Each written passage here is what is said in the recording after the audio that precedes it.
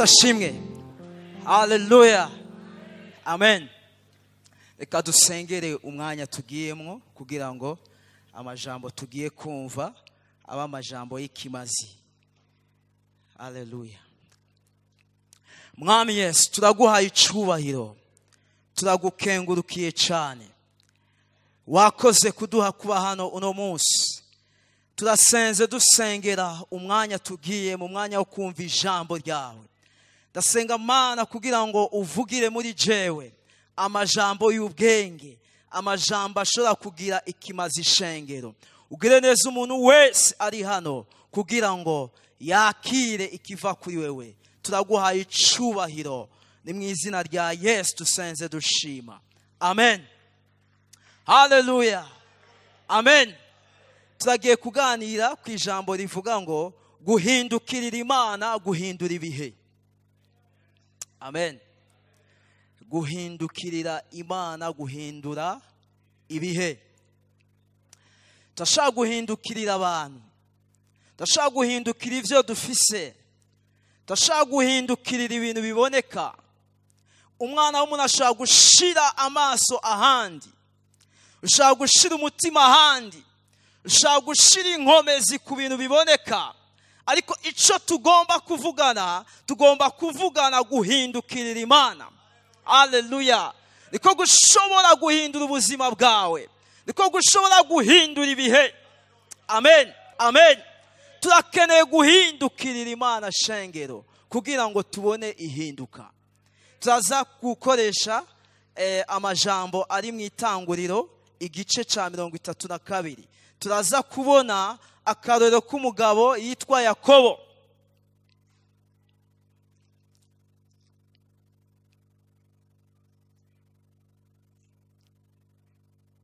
Itanguriro igice ca 32.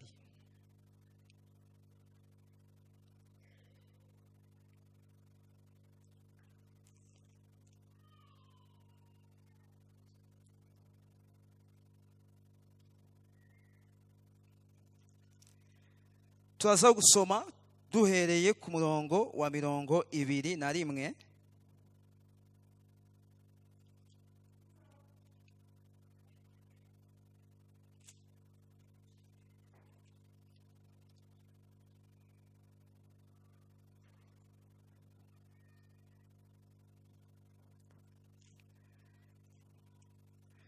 Ku murongo wa 21. Itanguriro igice ca 32 umurongo wa 21 avuga ati, nuko izo ndamukanyo ziba ziragenda imbere, ariko we arara ngaho ijoro ryose ahabiwe bacumbitse. 22 avyuka muri iryo joro, ahitana abagore biwe bomi, inshoreke ziwe zose n'abana biwe uko ari 11, ajabuka icambu ca Yaboki. 23 arabajana abajabutsa uwo mugezi, ajabutsa n'ivyo yarase vyose, maze Yakobo asigarayo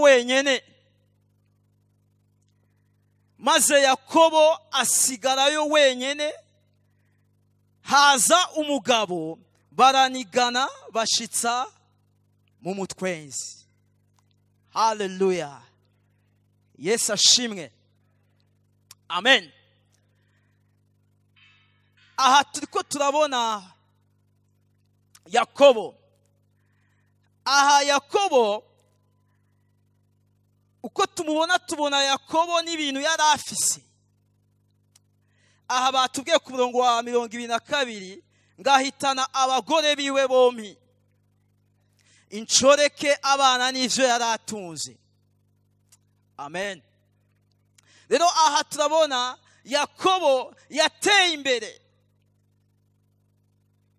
kuko ku murongo wa 22 batubwiye yuko hari ico yakoze, ngo nuko izo ndamukanyo ziba arizo zimwitangira imbere.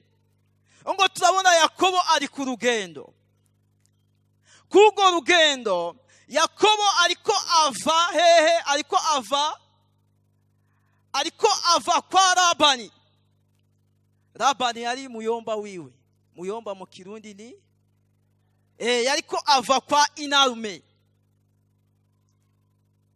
Ava kwa inarume asubira mu gihugu ciwabo i Kanani. Ariko turabona yuko ariko arasubira inyuma, ngo nuko izo ndamukanyo ziba arizo zigenda imbere. Turabona yuko Yakobo siwe yagiye imbere, ariko atuma indamukanyo ngo zimwitangira imbere. Ku murongo wa 23, ngarabajana abajabutsa uwo mugezi, ajabutsa n'ivyo yarase vyose, maze Yakobo asigara wenyene. Haleluya, Yesu ashimwe. Sinzi ico muriko murabona mwaya majambo, ariko turabona Yakobo ari ku rugendo asubira iwabo, mugabo ariko agenda buke buke. Turabona ubwa mbere arungika indamukanyo ngo zimwitangire kuja imbere. Izi zari indamukanyo zimwitangira kuja imbere za mukuru wiwe Esau. Ngo imbere yuko Yakobo abonana na Esau, abanje kurungika indamukanyo ngo zimwitangire kuja imbere. Ariko sivyo gusa, hageze naho ajabutse umugezi, abagore biwe, incoreke ziwe, abana biwe n'amatungo yiwe vyose arabirungika, mugabo ngo wewe asigara ngaho wenyene. Yesu ashimwe. Kubera iki Yakobo asigara ngaha wenyene? Nivyo Yakobo, turabona Yakobo yarateye imbere.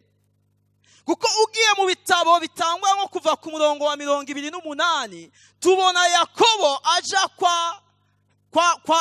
kwa inarume, kwa Labani, yagiye ataca afise.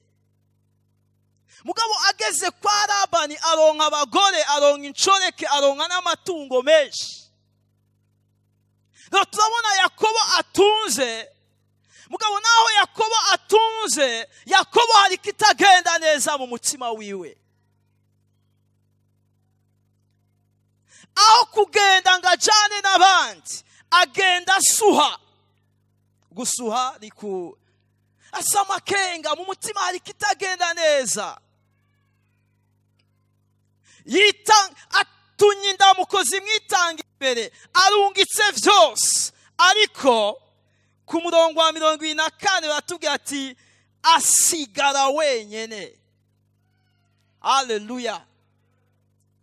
Ngo Yakobo hari kitagenda neza muri we. Yakobo umutima wiwe nutekanye naho ibintu yabirose. Yakobo mu mutima wiwe ntiyagukiwe.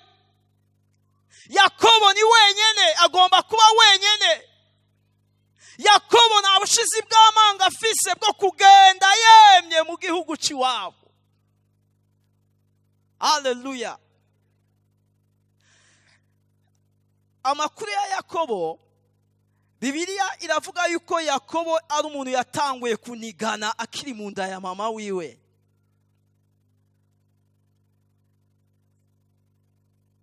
Yatanguye ibintu vyo kunigana, irakomanse lolit, kunigana akiri mu nda ya mama wiwe.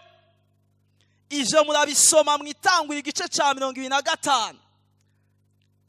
Ndetse hageze no kuvuka, Yakobo yavutse afashe agatsintsiri ka Esau.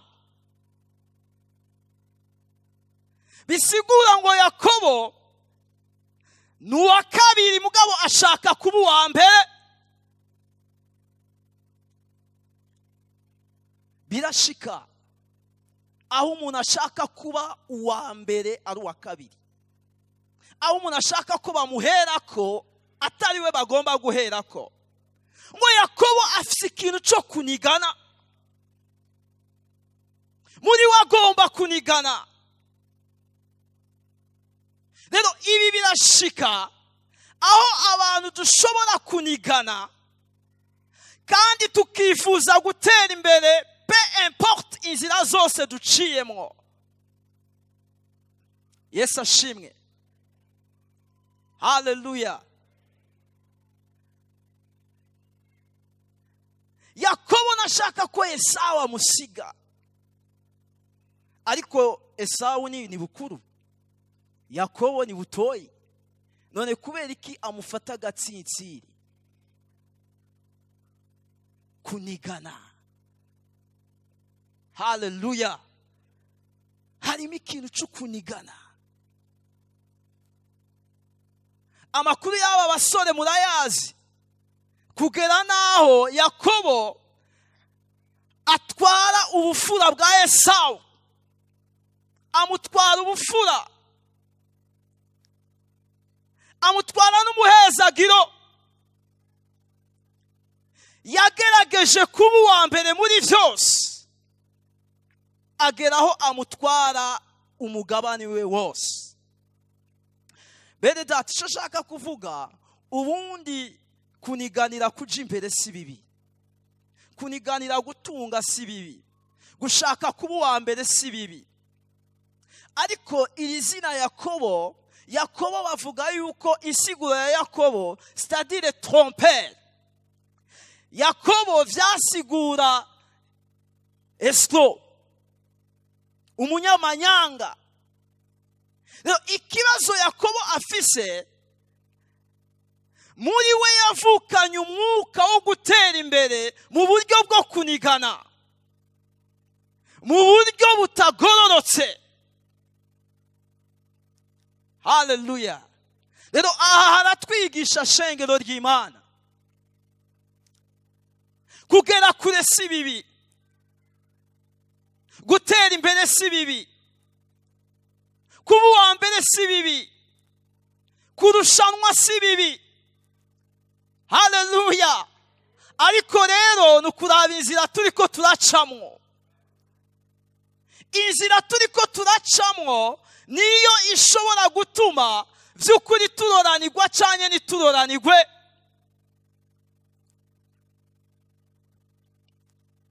Nico gituma uyu mugabo Yakobo naharungika vyose, wewe ari wenyene. Yesu ashimwe. Ari wenyene.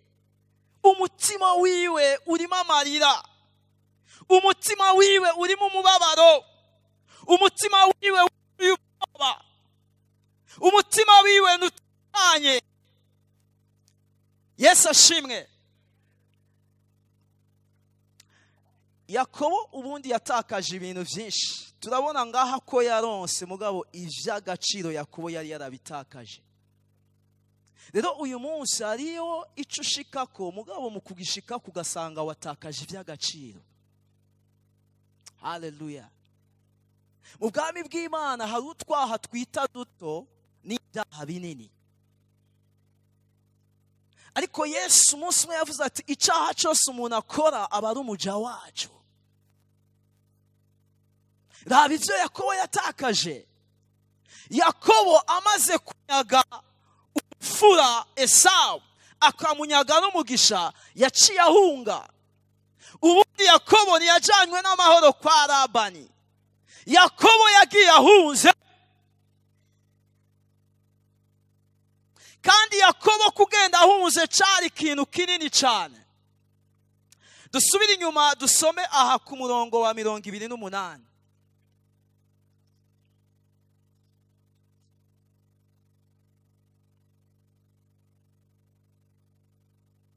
Ku murongo wa 28 niho tubona Yakobo agenda kwa Labani.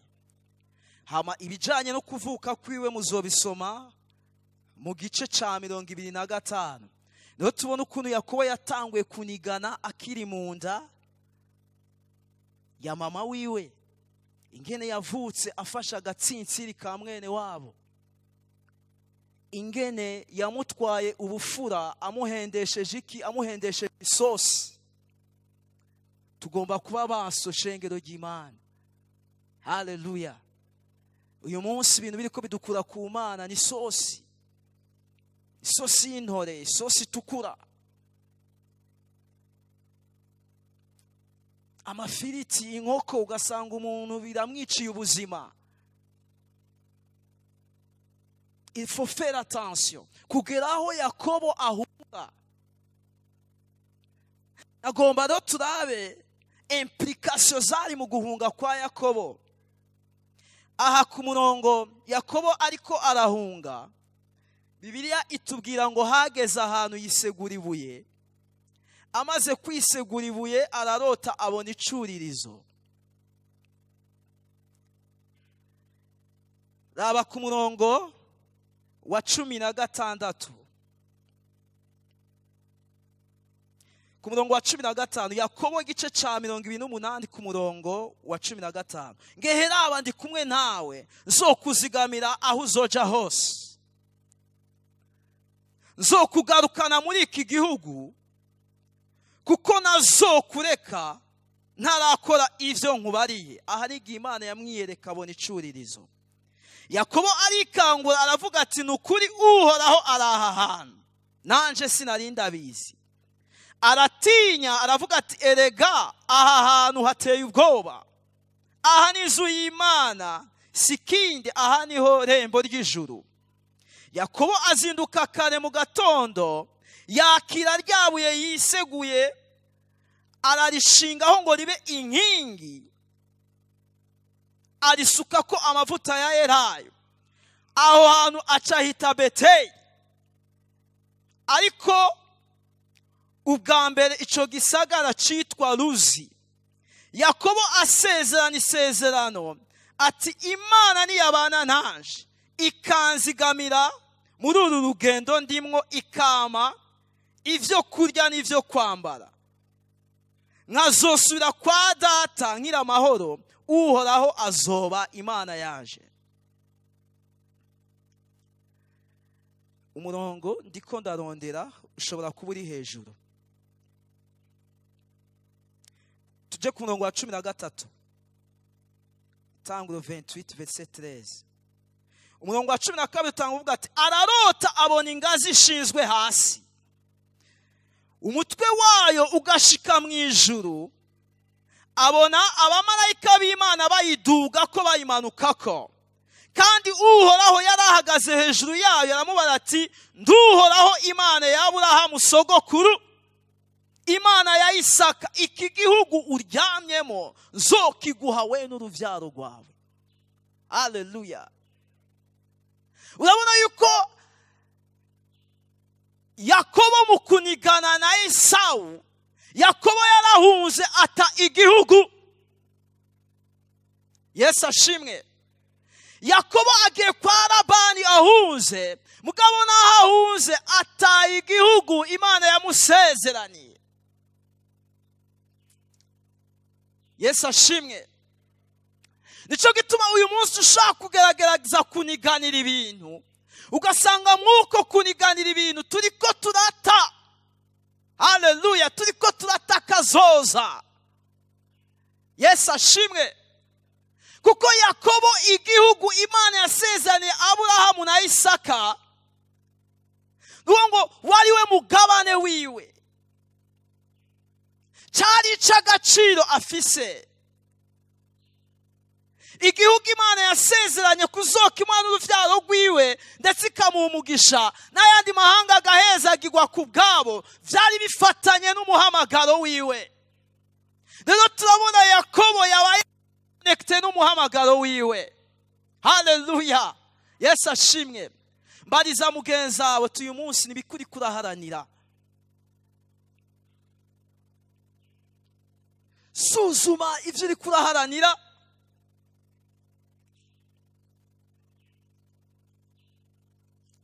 Haleluya.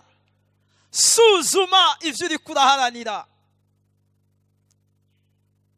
Ariko kandi sinivyo gusa, kiretse yuko yari yatakaje ibifatanye n'ubuzima bwiwe n'umuhamagaro wiwe, turabona Yakobo agiranira ikibazo na mwene wabo, aho mwene wabo ariko aramuhiga ngo amwice. Rero aya majambo turiko turasoma ahitanguriro 32, Yakobo igituma arungika vyose agasigara wenyine, ni uko Yakobo bidashoboka ko yinjira muri Kanani. Ntibikunda. Afise ubwoba bwinshi bwo guhura na Esawu, kuko inyuma yuko anyaze Esawu ivyiwe, yaba kuba samuragwa akamutwara n'umugisha, Esawu yaciye ategura kumwica.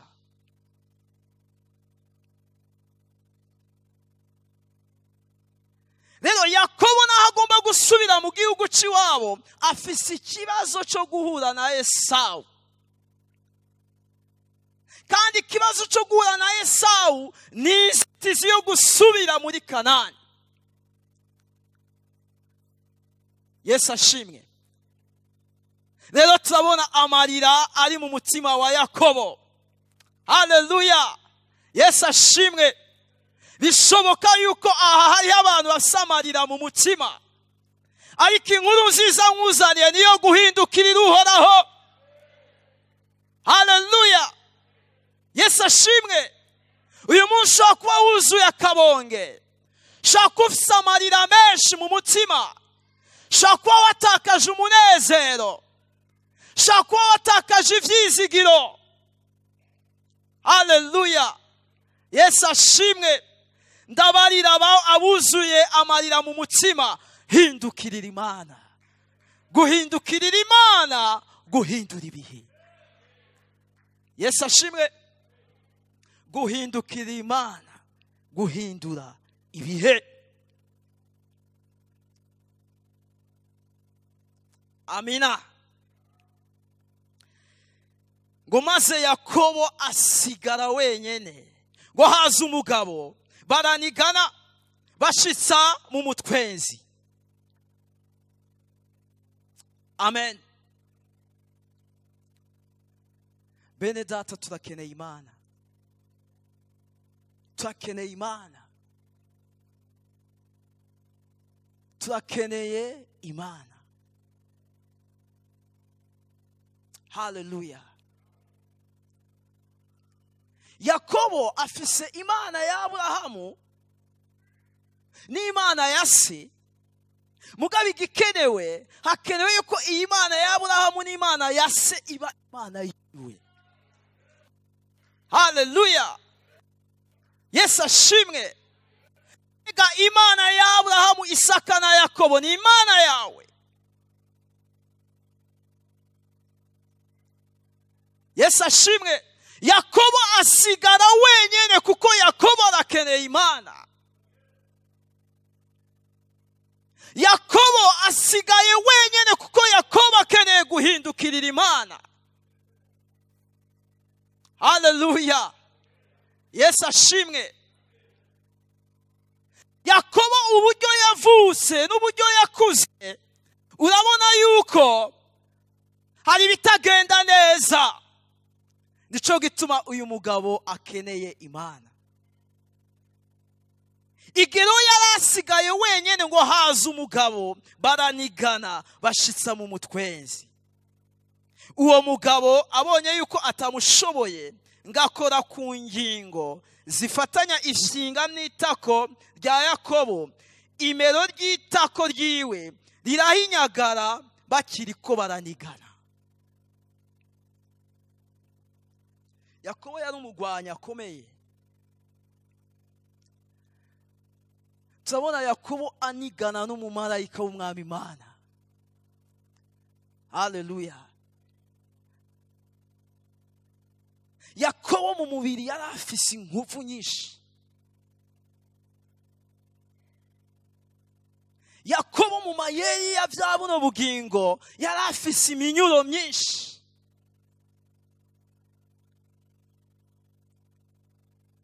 Kugeraho anigana n'umumarayika w'Umwami Imana, kugeraho Yakobo anigana n'Imana.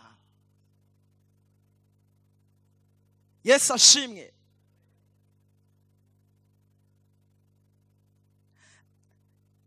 Ariko n'ubundi Yakobo naho yari akomeye mu buryo bw'umubiri, turabona yuko Imana yamukoza ahantu. Haleluya. Imana imukora ahantu. mu yandi majambo ewe Yakobo mu mubiri urakomeye mugabo urafise vide spirituelle. Yesu ashimwe. Kuko umutima wa Yakobo wari brise. Yakobo umutima we wari warasanzaye.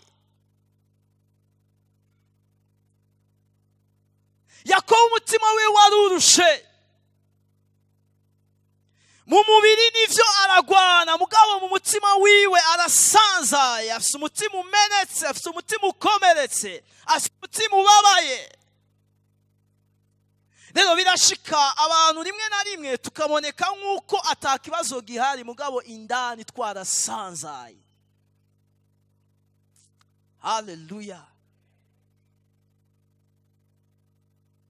Uyu munsi umuntu ukamuraba ukamwifuza ariko mu mutima arasanzaye. Yakobo agaragara nk'umuntu afite de performance physique.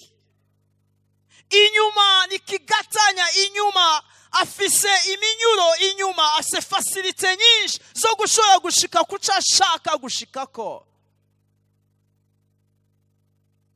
Ariko indani arakeneye kunaguka. Indani arakeneye Imana. Indani hari ikindi kintu akeneye. Haleluya. Tuko ndabwira abantu bari koranigana n'Imana kino gitondo. Yesu ashimwe. Uri kunigana n'Imana mu biki? Ni hehe uri kunigana n'Imana? Yesu ashimwe. Ni hehe uri kuranigana n'Imana? Bibiliya avuga ngo kajwi kamwe mukarongorera. Kajwi kamwe mukarongorera.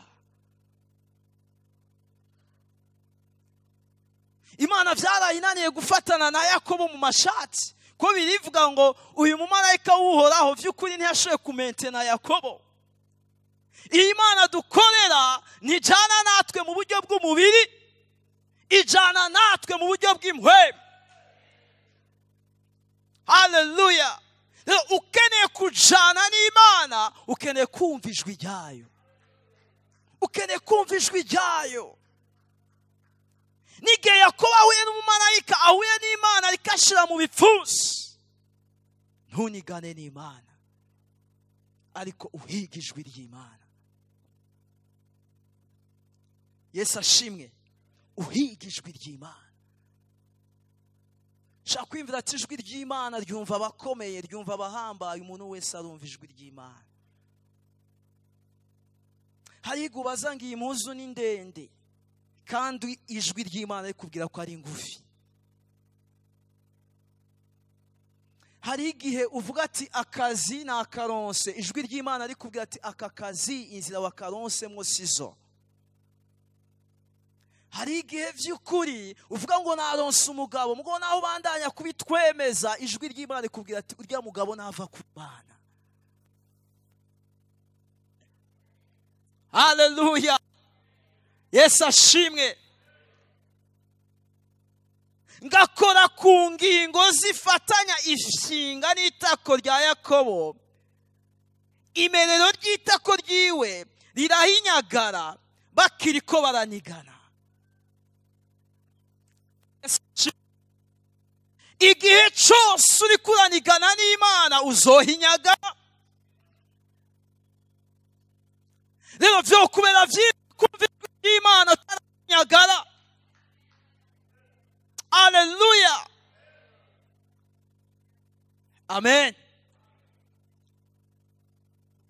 Vyo kubera vyiza kumvira ijwi ry'Imana, Imana itaragukora ahantu.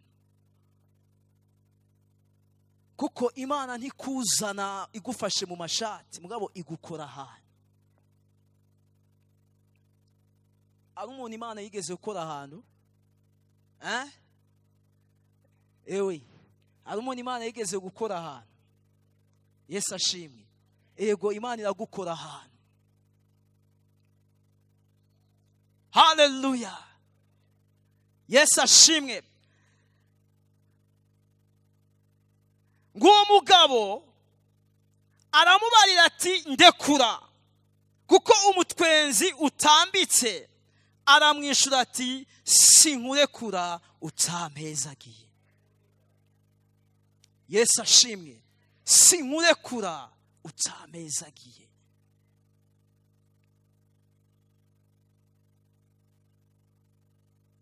Haleluya. Aha rero turabona Yakobo ahindukirira Imana.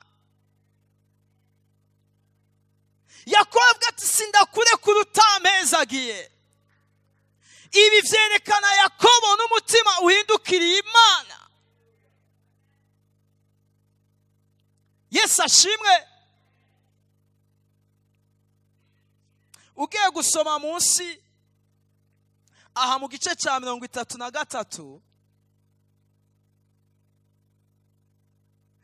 urabona ko Yakobo amaze guhindukirira Imana, turaza kubona ingene ibintu byahindutse.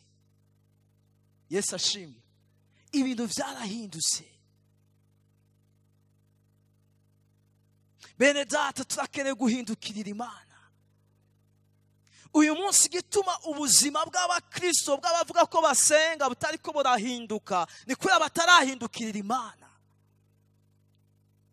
Igihe cyose utarahindukirira Imana, ibihe byawe bizokwama ari ibihe bitakunyura, ari ibihe bitakunezereza. Yesu ashimwe. Haleluya.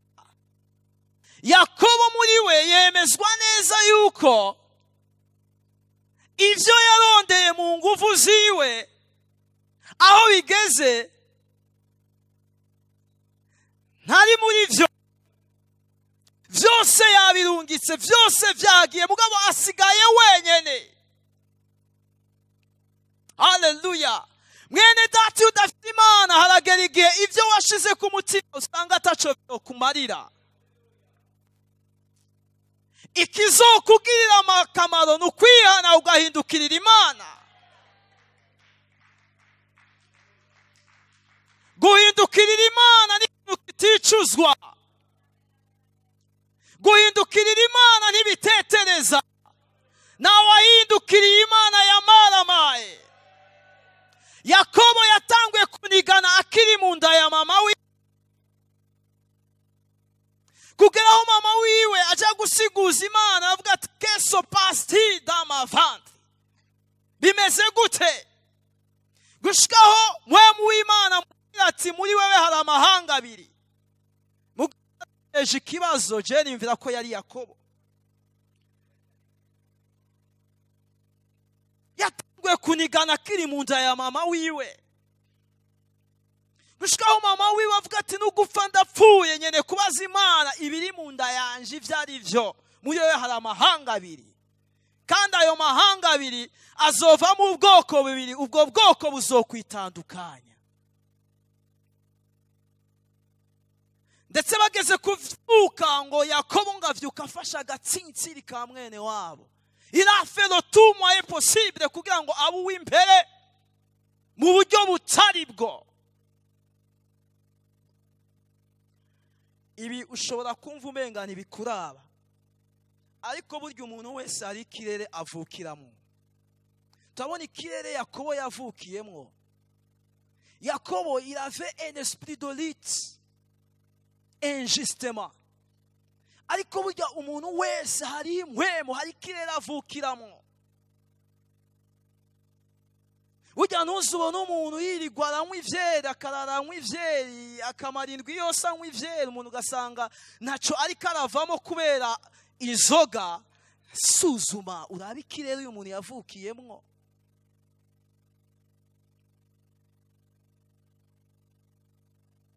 Iyindi miryango ukazosanga iriko irapfira mu busambanyi. Abantu tukaguma tubatunga intoki ngo uriya muryango n'uwasambanyi, mugabo suzuma urabe ikirere bavukiyemwo. Yakobo singingo yafashe amaze gukura avuga ati negezwa kuba uw'imbere, mugabo ni ikirere yavukiyemwo. Haleluya. Yesu ashimwe. Abantu ugasanga ntibatera imbere kubera uwakubise amumena ijisho. ugasanga umuntu avuga ngo mfise amaraso mabi. Ntufise amaraso mabi, ni kirere wavukiyemwo. Yesu ashimwe. Haleluya. Ico gituma birivuga mu Baroma ngo bose bakoze ivyaha ntibashikira ubwiza bw'Imana. Bene data, twese turakeneye guhindukirira Imana. Kugira ngo ibihe bihinduke utegerezwa guhindukirira Imana.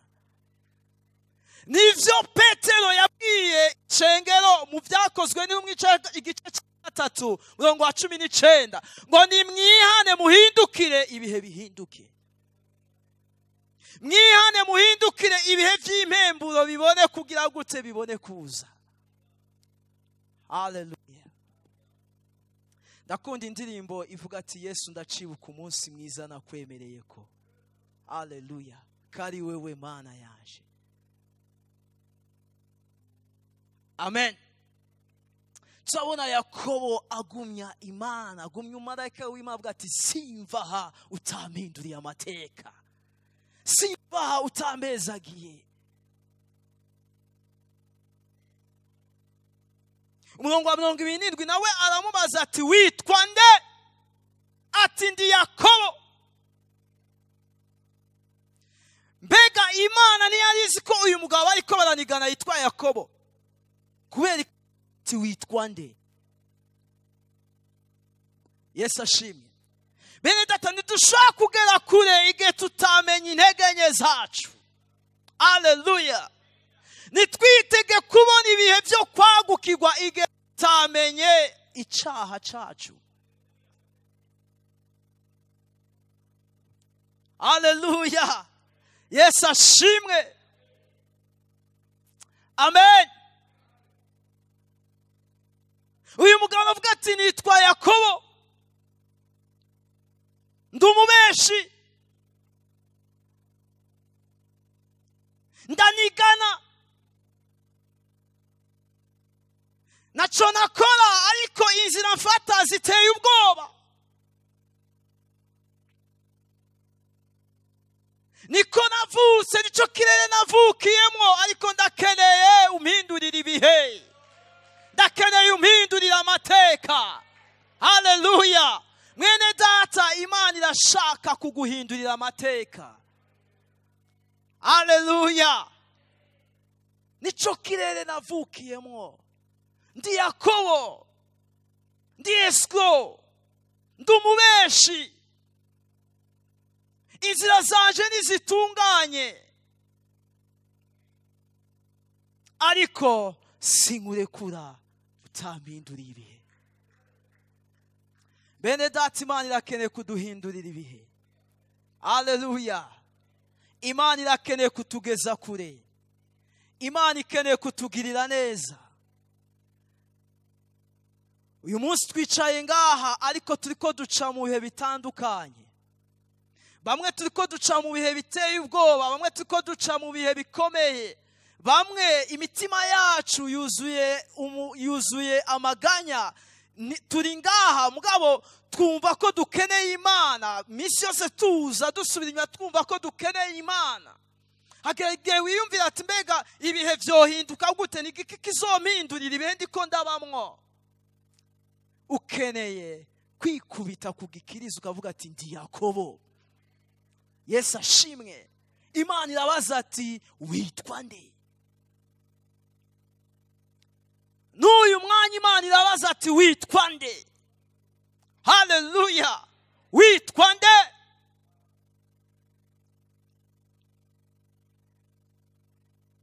Imana nishaka kugendana nawe igihe mutumvikana. Iki cyari igihe cya Yakobo cyo kunigana n'Imana. Harakeneye igihe cyawe mwene data cyo gufata Imana. Haleluya. Rero tegerezwa nawe kwishura iki kibazo mwene data, nimba ukeneye kubona. Haleluya. Ibihe by'impemburo. Nimba ukeneye kubona Imana ikugurira imiryango yugaye. Nimba ukeneye kubona Imana igucira inzira.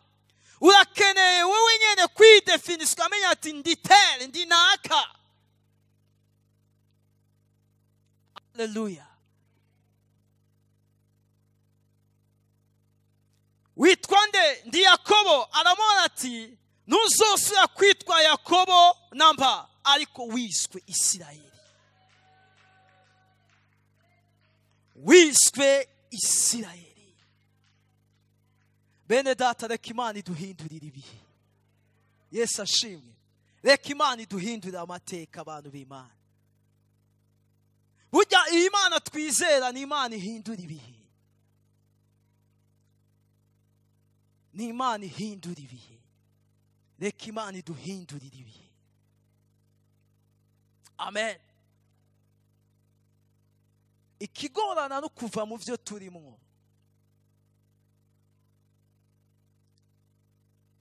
Ibyo turimo nibyo uyu munsi bitugora kuvamo. Ariko igihe cyose uvuye mu byo urimo ugahindukirira Imana, Imana itegezwa kukugirira neza.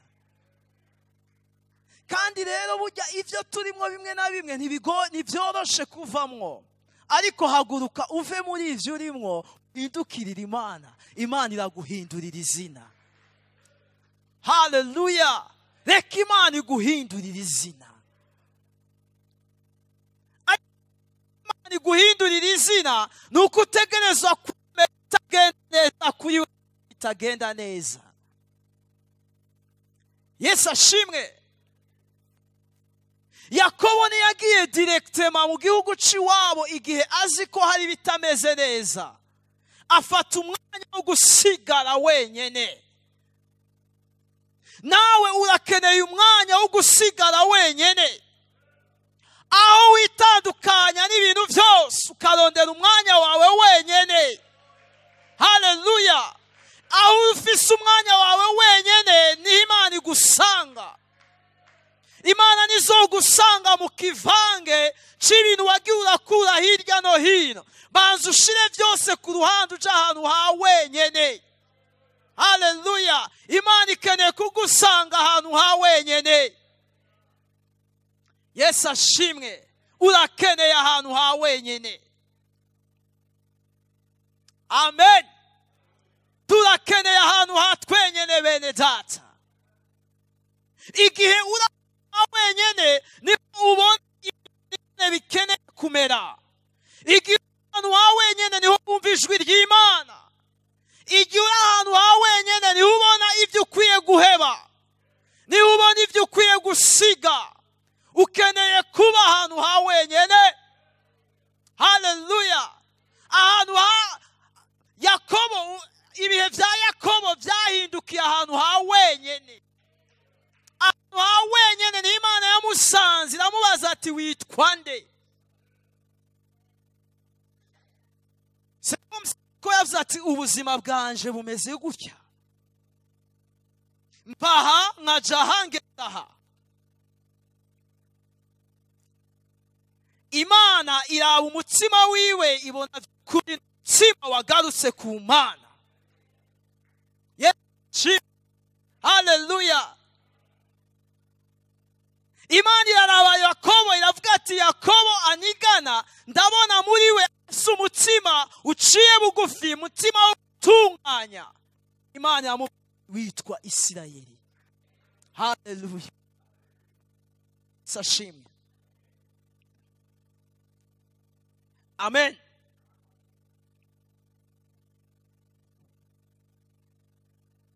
Turakeneye izina risha. Igihe cyose Imana iguhinduriye izina, iguhindurira ibihe. Amen.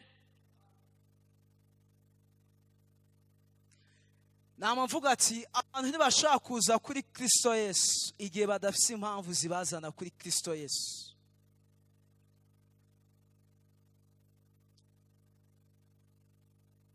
Ushaka kuri Kristo Yesu igihe utabona ikibazo quelque part. Ico gituma abantu bari mu byaha duhamagarirwa kubasengera.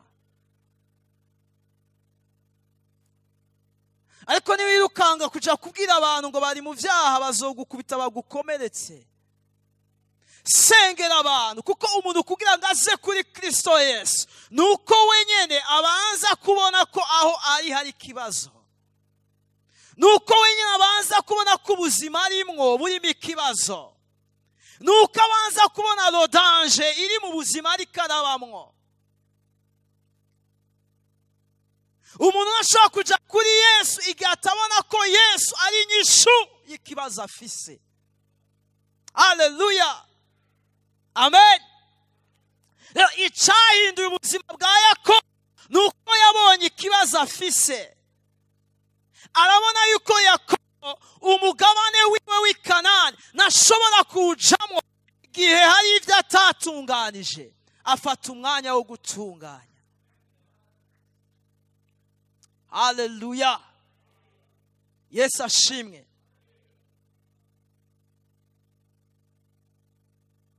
Murongo wa 49 bavuga ati, Yakobo aramubwira ati ndakwinginze nyibarira. Aramubwira ati umbariza iki izina ryanje? Amuhezagirira aho hantu. Yakobo yita aho hantu Peniyeli, ati mbonye Imana imbona nkubone, none ehe ndacariho. Yesu ashimwe. Haleluya. Rero turabona Imana imaze guhindura Yakobo izina. Yakobo niho yagize ubushizi bw'amanga bwo kuja guhura na Esawu. Haleluya.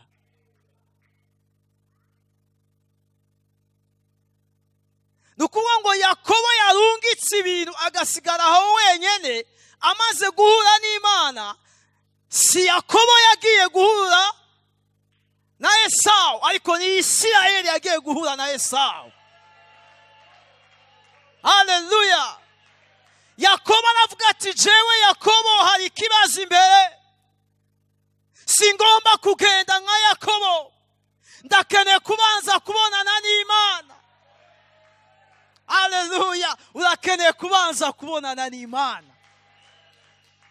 Yesu ashimwe.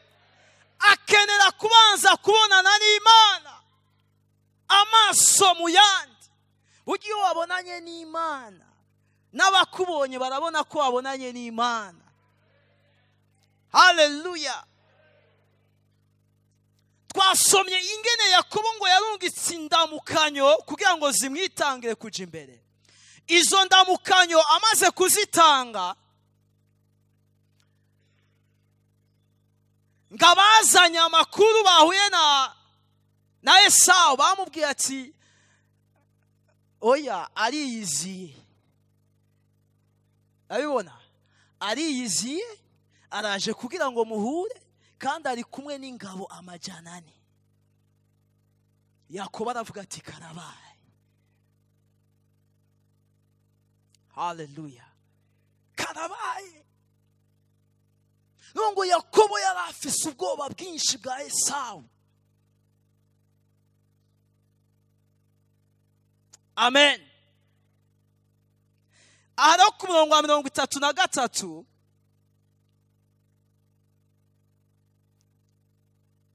ku murongo wa 10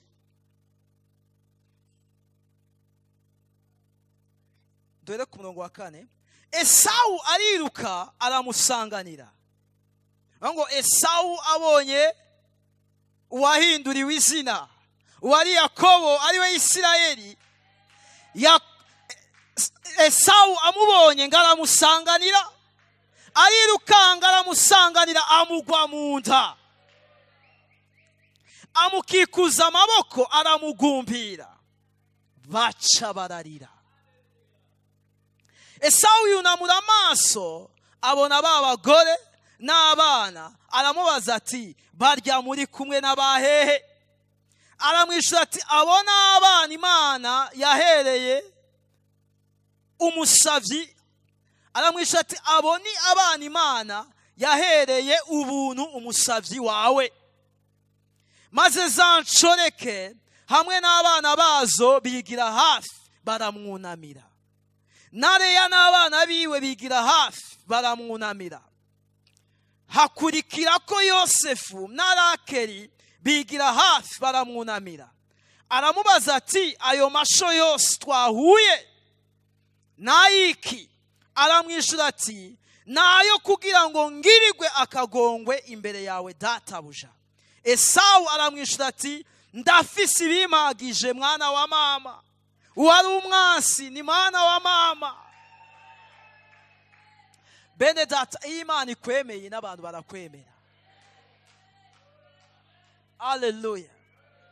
Ubundi ntukanigane n'abantu ngo ntibanyemera, ngo ntibanshaka, ngo barantaye. Ubwo n'ubujambo bw'umuntu atarabonana n'Imana. Iyo wabonanye n'Imana si afere y'abantu. Haleluya. Yesu ashimwe. Mu yandi majambo, Esawu ariko abona Isirayeli ntariko abona Yakobo. Amen. Haleluya.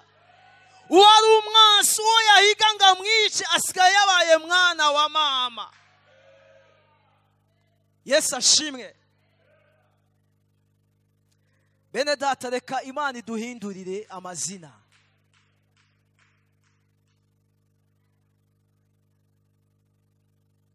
Esawu aramwishyura ati, ndafise ibimagije mwana wa mama, ivyo ufise vyigumirije. Yakobo aramwishyura ati, oyaye ni nawe ngiriwe akagongwe imbere yawe, ndakwinginze emera ingabire ndaguhaye, kuko kukubona n'ingene unyakiriye neza ni nko kubona Imana.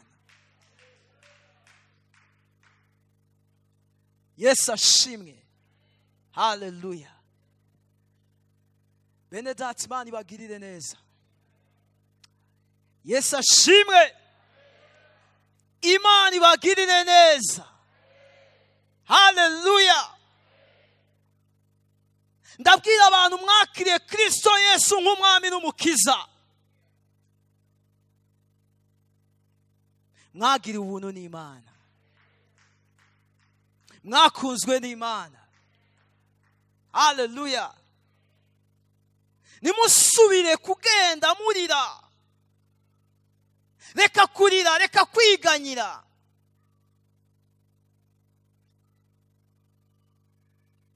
Burya iyo umuntu yinjiye muri Kristo Yesu bivuga ngo ababaye icaremwe gishashi. Ngo ivya kera yabise ibintu byose yabibaye bisha. Abikorino ba kabiri igice cya 5 umurongo wa 17. Rero iyo umuntu ari muri Kristo nakwiriye kubandanya arira.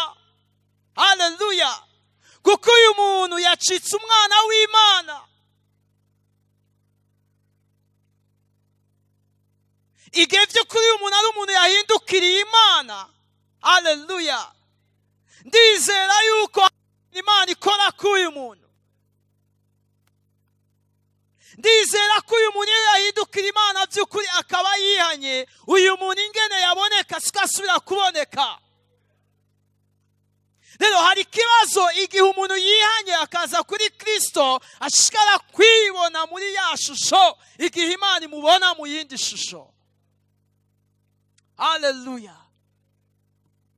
Amen.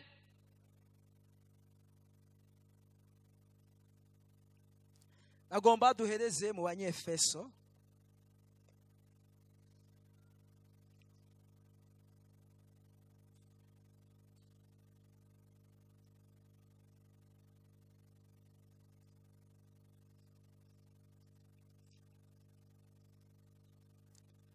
Sabe abaririmbyi baze kugira ngo dufate akanya ko gusenga.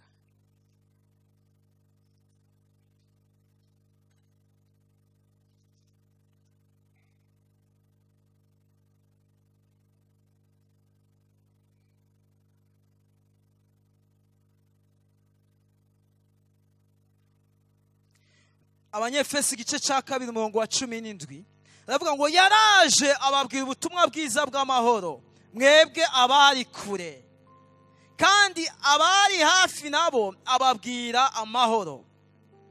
18 kuko uko twari amoko abiri twemi niwe adushikiriza data wa twese turi muri mpwemu umwe. Nuko nimukiri abashitsi n'abanyamahanga ariko musangiye ubwoko n'abera. murabo mu ngoro y'Imana, kuko mwubatswe ku mabuye y'umushinge, ariyo ntumwa n'abavugishwa n'Imana. Kristo Yesu ari we buye rigumya imfuruka. Muri we ingoro yose yubatswe neza irakura, ngo ibe urusengero rwera mu mwami wacu. Muri we namwe murubakanwa kugira ngo muheshwe na mpwemu kuba ingoro Imana ibamo. Haleluya. Yesu ashimwe. Amen. Ndagutera intege mwene data. Yesu ashimwe. Uhige kumenya izina Imana ikwita. Izina Imana ikwita aba ari ryo ugendana. Isi ifisingene ikwita. Umuryango wawe usingene ukwita. Ikibano abo mwagendanye bafisingene bakwita. Haleluya. Ariko ijambo ry'Imana rivuga ngo kubwo ubutumwa twakiriye dusangiye ubwoko n'abera. Nitukira abashitsi n'akavantara turaba mu nzu y'Imana. Iki si igihe cyo kurira. Higa izina Imana ikwita. Yakobo yarasikire yavukiyemo. Ico cazanye ingaruka kugezaho arondera Imana. Imana imuhindurira izina. Mbega Imana yaraguhinduriye izina. Witwa nde? Haleluya. Bene data Imana ibahezagire. Twagomba kwakira, umuntu agomba kwakira Kristo Yesu nk'umwami n'umukiza. Uyu mugabo Yakobo kugira ngo Imana imuhindurire ibihe, abe Isirayeli ashobora kuroranirwa ibihe byiwe bihinduke, uyu muntu yahindukiriye Imana.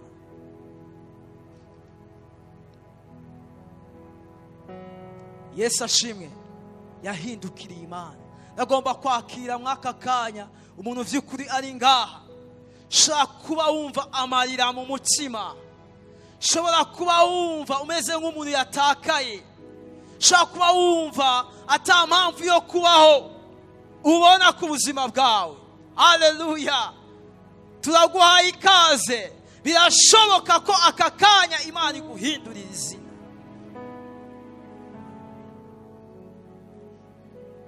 Turashaka kuvyaguruka twese.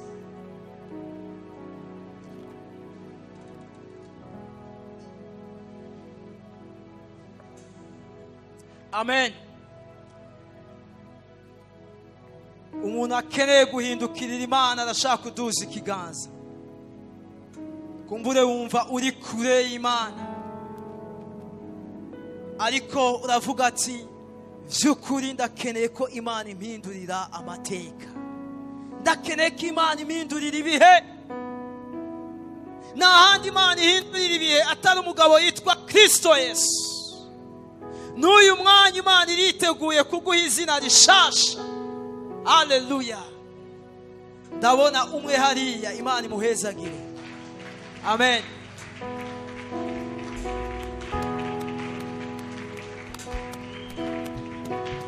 Yaba harimo n'uwundi muraduza mushire ibiganza byanyu hejuru cyane kugira tubabone. Haleluya. Ashaka kuza kugira ngo dusengere hamwe.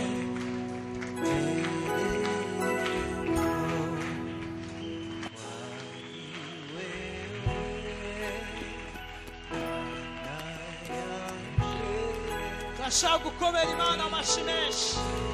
Haleluya.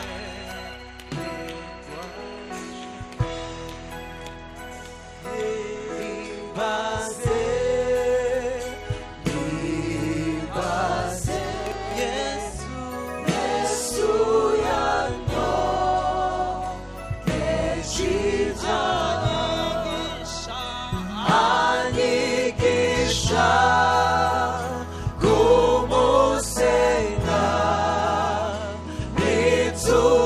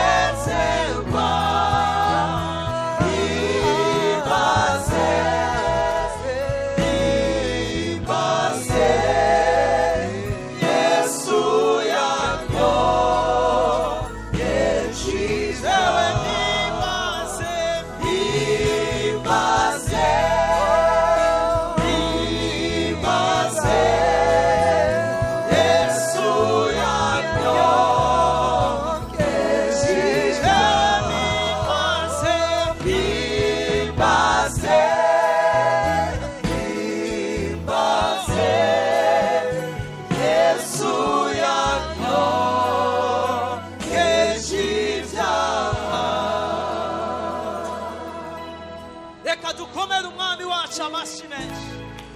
Haleluya, haleluya.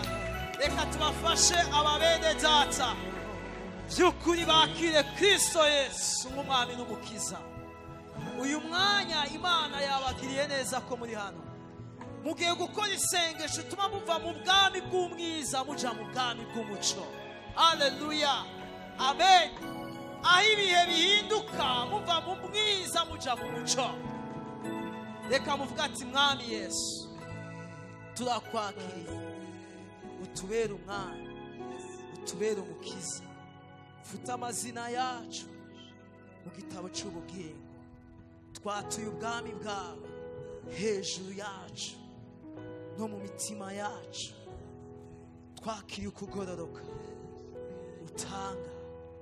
Urakoze, utwuzuze mwema, tugendere mu kugororoka ubuzima bwacu bwose. Mu izina rya Yesu dusenze dushima, amen. Imana ibahezagire, Imana ibagirire neza. Reka dukomere umwami wacu amashyi menshi. Haleluya.